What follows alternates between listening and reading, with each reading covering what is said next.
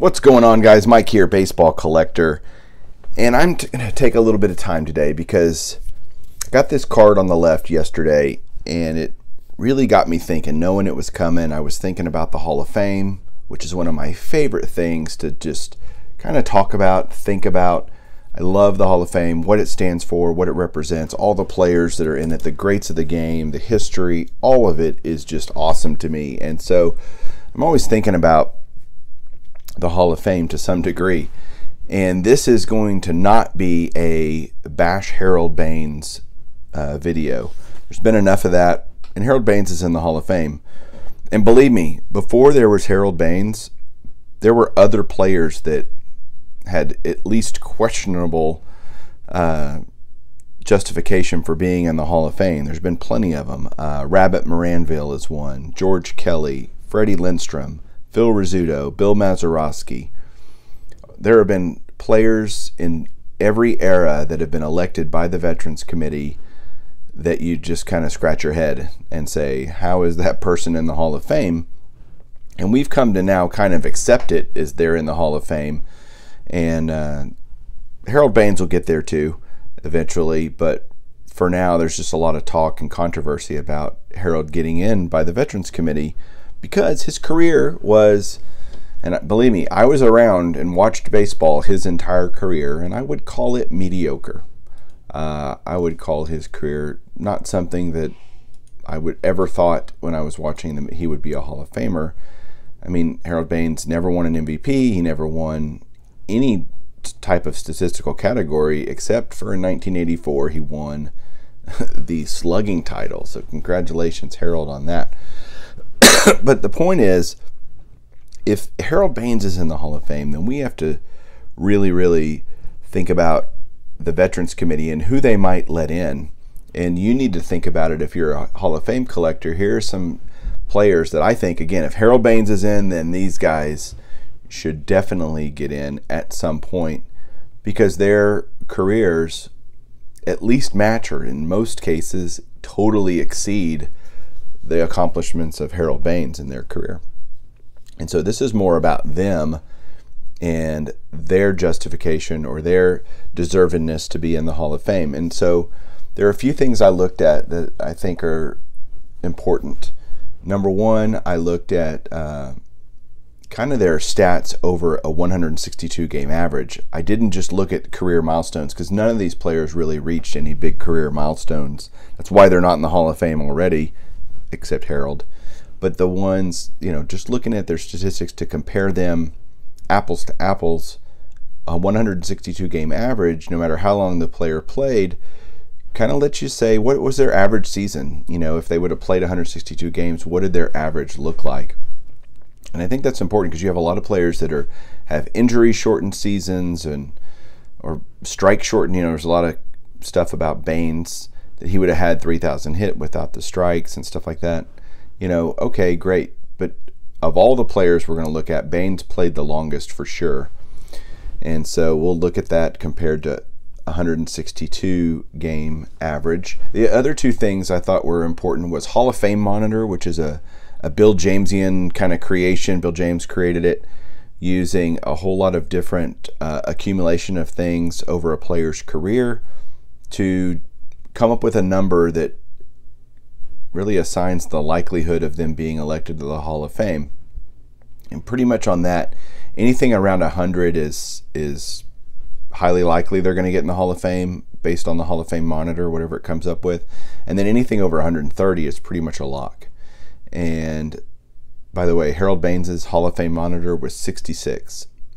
Easily one of the lowest of anyone that's actually in the Hall of Fame. And then the other thing I looked at that I kind of came up with was what I call elite percent.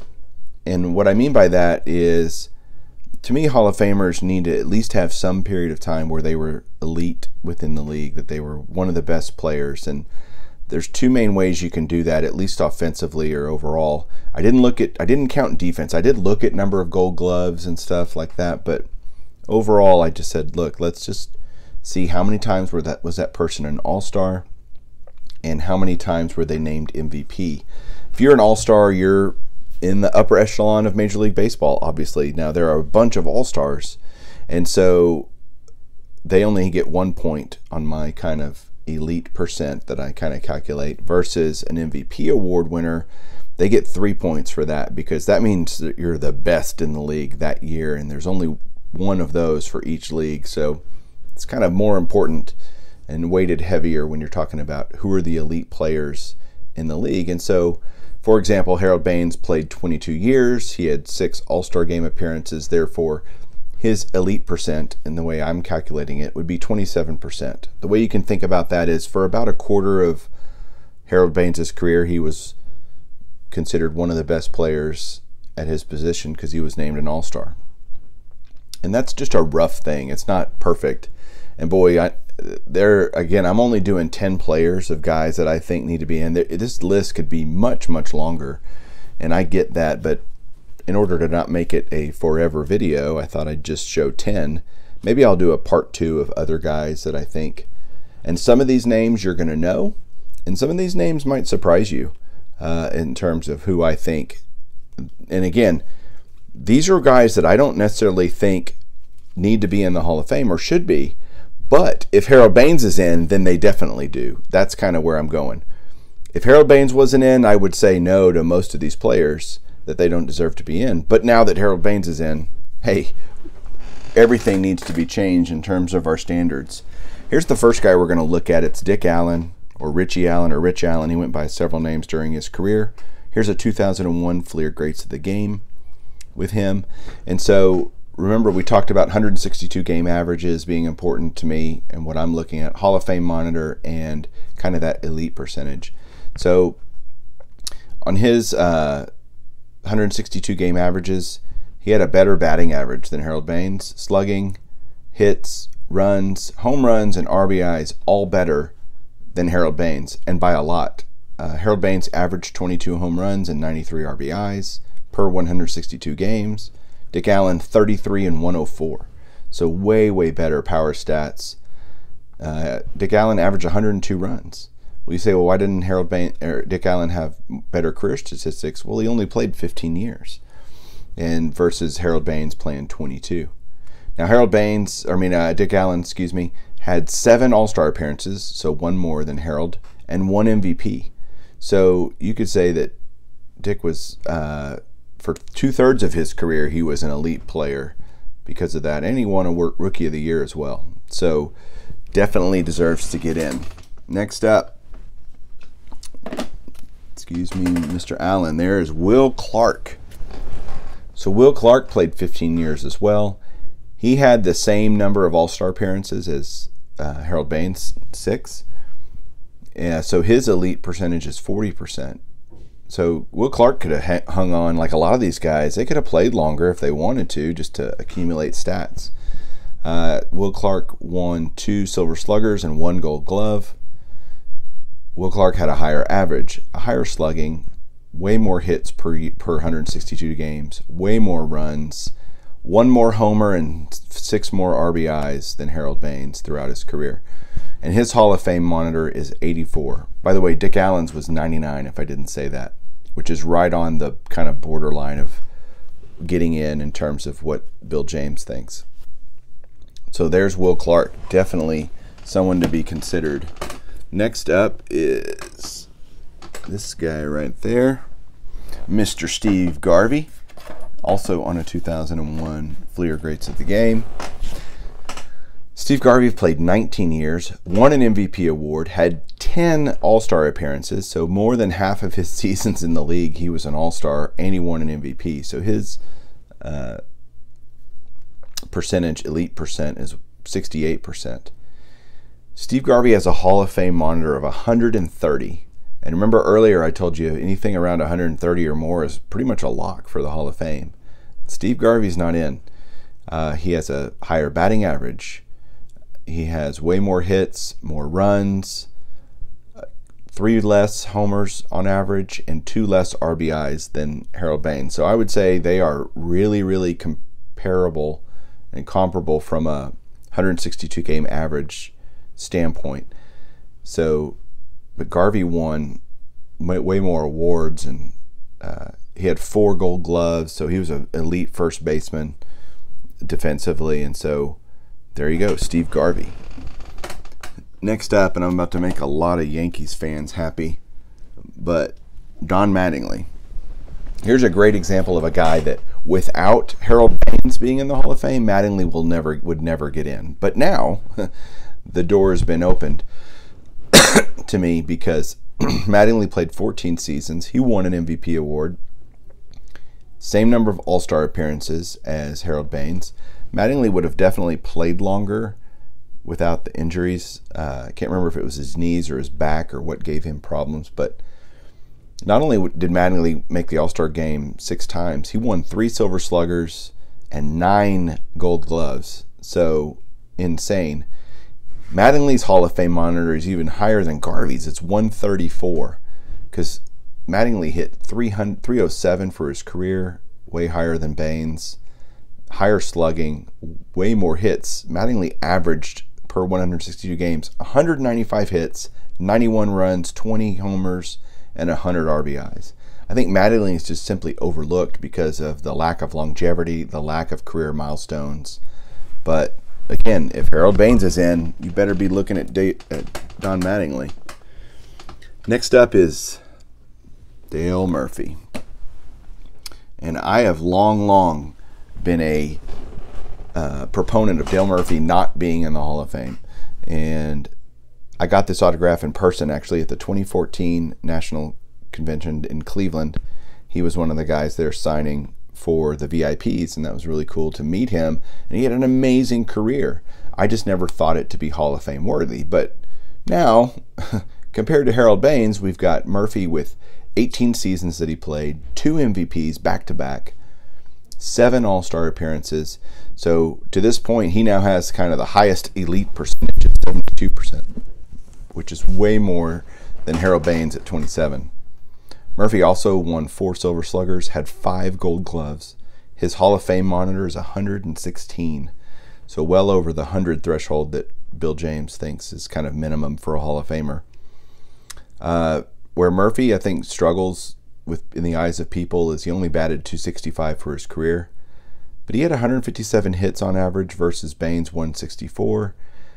He scored way more runs, hit 8 more home runs per 162, and had 1 more RBI per 162 than Harold. So definitely, certainly comparable, if not even better statistically than Harold Baines, and he was just elite, better for a longer period of time. Next up, here's Dale Murphy, is this guy right here, and Tony Oliva. Tony Oliva only played 15 years in the league, not very long, but the man had 8 All-Star appearances, so more than half of his seasons, again, were All-Star seasons. He won several batting titles, was Rookie of the Year, won a Gold Glove. His Hall of Fame monitor is 114. He hit 304 for his career. His slugging was higher also than Harold Baines. Averaged 185 hits, 84 runs, 21 homers, and 92 RBIs. So 1 less on each of those categories than Harold Baines, but scored more runs. So again, no question, if Harold Baines is in, then Tony Oliva needs to get his due as well. Next up, this might be another surprising one. Al Oliver. Oliver played 18 seasons in the league, mainly with the Pirates, the Rangers, and the Expos. Won a batting title. In fact, almost won an MVP that year. 7 All-Star Game appearances, so more than Harold. You might make the lowest case for Al Oliver, but that's not true compared to some of the other players I'm about to show you. So far, you might think that, but believe it or not, his Hall of Fame monitor for Al Oliver is 116. And he had 3 Silver Sluggers. He hit 303 for his career. His slugging was lower, but he had way more hits. He averaged 188, had 81 runs more than Harold. Only 15 homers, so not a big power guy, but averaged 91 RBIs, which is Harold averaged 93. So way in line, but I think the or weigh-in line statistically, just basic, but had 3 Silver Sluggers and 1 more All-Star appearance, won a World Series with the Pirates, so and batting titles and lots of other, black ink stuff where he definitely is deserving if you have Harold Baines in the Hall of Fame. Another guy is Mr. Dave Parker, the Cobra. And Dave Parker played 19 seasons. He won an MVP, 7 All-Star appearances. So a little over 50% elite percentage. 3 Silver Sluggers, 3 Gold Gloves, was considered an elite, had an elite arm out in right field. Was a .290 hitter, so about the same. Statistically, they are very similar. .290, .471 on slugging, which is right in line with Harold. More hits, 178 versus 164, more runs, but in terms of homers, they averaged the same, and Parker averaged 5 more RBIs. So Parker played less and did more in the time that he played. His Hall of Fame monitor score for Bill James is 124. So easily could make a case that Dave Parker deserves to be in the Hall of Fame. Here we go with another one, Darryl Strawberry. And I grew up with Darryl Strawberry. He was my favorite player when I started player collecting. He was the first player that I player collected. And he kind of fizzled out in his late years. Drug problems obviously were a huge part, but man, he was a big deal in the game early in the 80s, throughout the 80s. He had 8 straight seasons where he was an all-star out of his 17 seasons, which is an elite percent of 47%. He won the Rookie of the Year, a couple of Silver Sluggers. He only batted .259, so that's a problem, but had a high slugging percentage of .505. Actually, one of the highest next to Dick Allen on the list of these players. Never a high average guy though, so only 143 hits, but he averaged on 162. He played a lot of seasons where he was hurt or out or in rehab or whatever he was doing. 34 homers, 102 RBIs for that. 92 runs he averaged. So definitely a case for Darryl Strawberry to be in the Hall of Fame.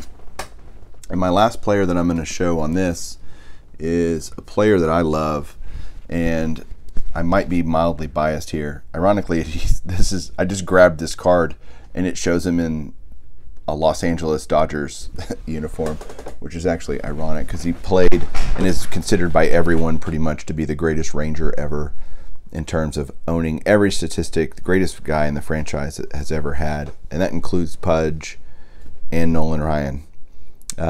So Michael Young played 14 seasons, appeared in 7 All-Star games, so half of his seasons he was an All-Star. He won an All-Star MVP award, as a matter of fact. He won a Gold Glove. He played all over the infield. He was crazy versatile in terms of where he played.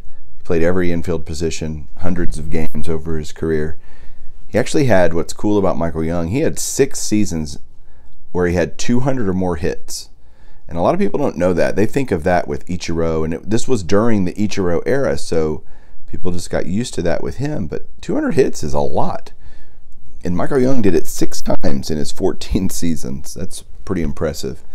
He batted an even 300 for his career, averaged 195 hits per 162, 93 runs scored, 15 homers, and 85 RBIs. So very... not just super blow you away statistics on the power side, but incredibly strong overall. Only played 14 seasons and could have continued to play, but didn't want to just hang on. He wanted to either be really, really good or hang him up. And so that's why Michael Young left the game. So there you go, guys. I know this is a really long video and I threw tons and tons of stats at you, but I'd love to hear what you think about these players that I think should be in the Hall of Fame if Harold Baines is in. And again, it's not a knock on Harold Baines. It just means we need to really consider these other players and look at their careers more closely and decide if they need to be in. And I say we.